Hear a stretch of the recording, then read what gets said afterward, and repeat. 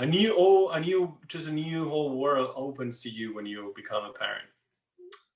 You learn what true love is, but you also learn what true suffering is.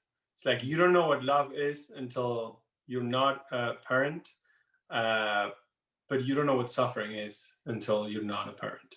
And I'm not talking about a very complicated situation with kids or whatever. Just uh, seeing someone suffer hurts a lot. Welcome to We Need to Talk, where we try to figure out how to find fulfillment in life and how to reduce dissatisfaction. In this episode, I talked to my old high school maths teacher about how once you become a parent, an entire new world opens up and you suddenly understand what true suffering means and what true love means. I'm not a parent yet, but my high school teacher is a parent, so super interesting. I really like this clip, super deep. Enjoy it and don't forget to subscribe. Let's go. What have you learned? What's the key wisdom you've learned from becoming a parent? A new whole world opens to you when you become a parent. You learn what true love is, but you also learn what true suffering is. It's like you don't know what love is until you're not a parent, uh, but you don't know what suffering is until you're not a parent. And I'm not talking about a very complicated situation with kids or whatever. Just uh, seeing someone suffer hurts a lot. Vaccination, okay? Just crying because they put me a vaccine, or I don't know, start riding a bike and you see that they're falling, or I don't know. It's and the uncertainty of things that you cannot control. It's like you realize how a pain in the ass you've been for your parents, mostly when you were a teenager, and you will know, you will understand that someday. But it's like you stop and think and self-reflect everything I have done that had made them suffer after all the effort and all the work and all the suffering that they parents uh, in an altruist manner did for me. It's like I've been so selfish, and you just realize that when you are the one that is not all the time suffering, because most of the parenting is very nice and full of love and happiness. But when you start thinking about things that I have done and the impression that my parents should have had when that happened, that makes you feel bad about yourself. That's really powerful because I can sort of anticipate what you're talking about because I kind of when you say it now I'm like Yeah, right. Every you just have plenty of things like all the suffering that I've caused to my parents, and it does not have to be anything big. It's like all these things that my parents used to say and that I was not listening, and then they were right, or I don't know, going out, not calling back, I don't care, not calling for 3 days. Or I don't know, it can be little things, but most of them, you already, each one is different, so you know what I'm talking about. But then if you try to think of their point of view, you've been a son of your father when you've done that. Mm. It actually I think about this sometimes and it actually makes me cry when I realize how sometimes like my parents like the thing is like the intention is always good. They only want the best, but it's like it's so we as a child we rarely or very often like ignore that the intention is good. We just see like the outcome of how we interpret like it was bad. And actually Mhm. to see just stuff like if my mother is sort of trying to advise me something, or I get like really impatient with her quickly and all she wants is she has good intentions, but I'm just sort of not listening or something, that honestly makes me cry sometimes. That realization is a tough one. Yeah, but you keep doing it, and I keep doing it, and we all keep doing it. But Mm, it's how life works.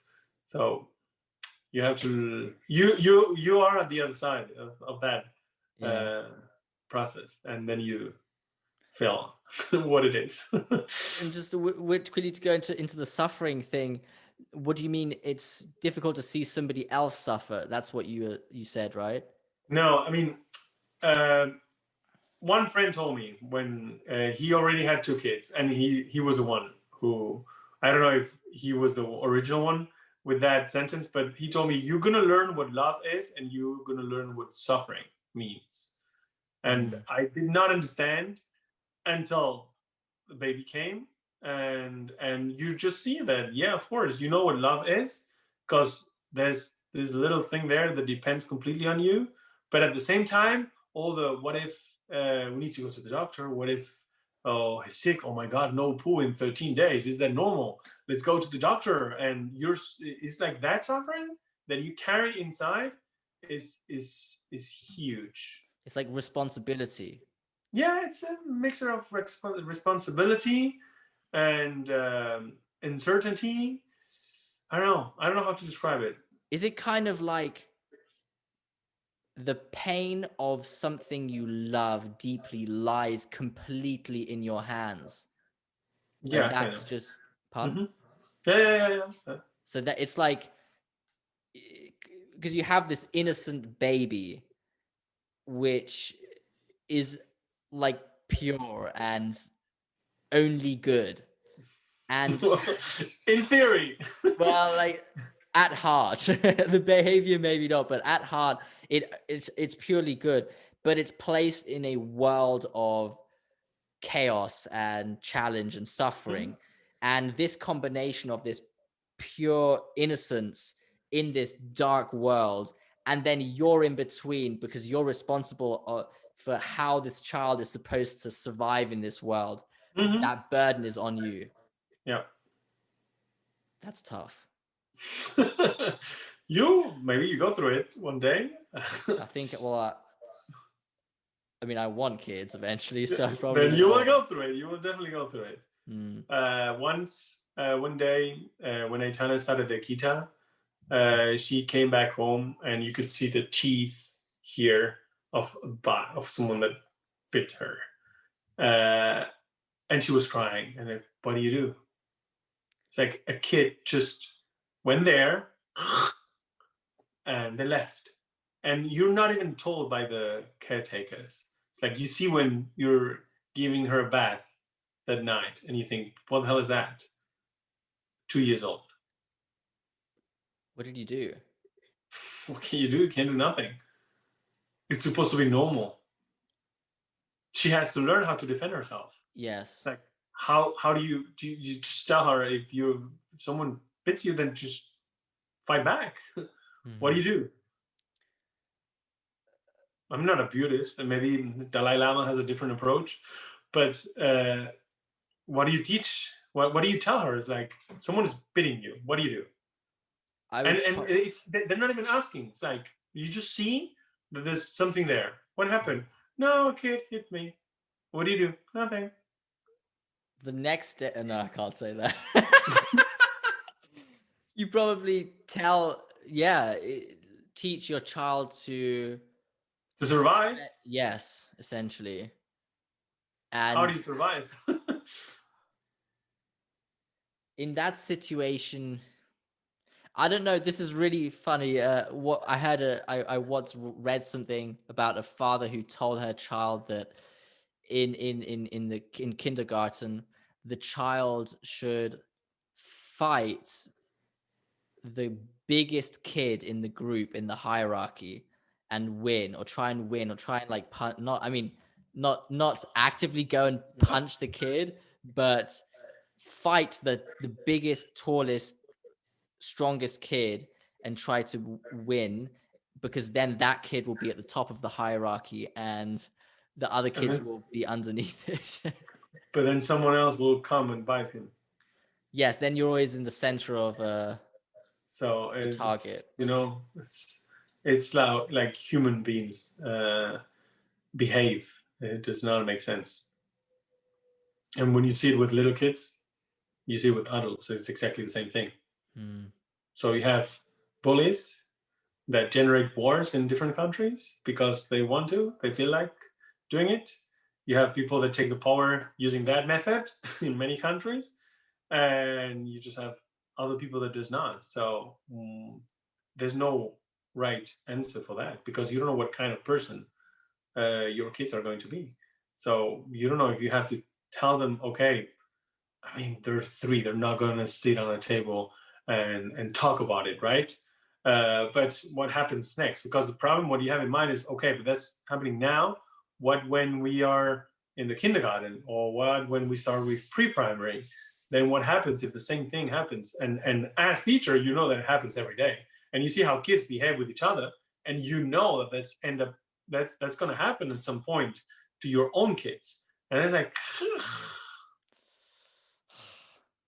Yeah, I mean, you can't tell this to a 3-year-old, but the as an adult, you'd want to raise the kid so that the kid turns into an adult who will be able to take the bite, sort of figuratively speaking, but then not bite back. I think that's the goal. And is that the right approach? Not well, you can't tell that to a 3-year-old. The 3-year-old needs to learn to defend itself, but like you need to. I think as an adult, the best is if you take the bite and then forgive the person who bit you. I think that's really powerful. Yeah, it is. Really difficult. There's no answer for that question. So you Yeah. don't know what you have to do. Yeah. But it's a nice approach. That's it, yeah. Okay, so let's wrap up. Thanks everybody for watching this episode. I think you could get an insight into what it means to be a teacher nowadays and an adult. That last bit was really touching. The wisdom you learn from becoming a parent. I think it's great if people now already understand, get like a glimpse or some advice of what it's like across the border. So yeah. So thank you, Mr. Botea, for joining us today and taking the time. You're gonna start to have using my first name. After so Yeah, many yeah, years. You cannot keep calling me Mr. Botella. Just you're saved in my head as teacher, Mr. Botea. But well, we'll have to work on that. yes, I'm happy to work on that. So thanks everybody for watching. See ya. Thank you. Bye.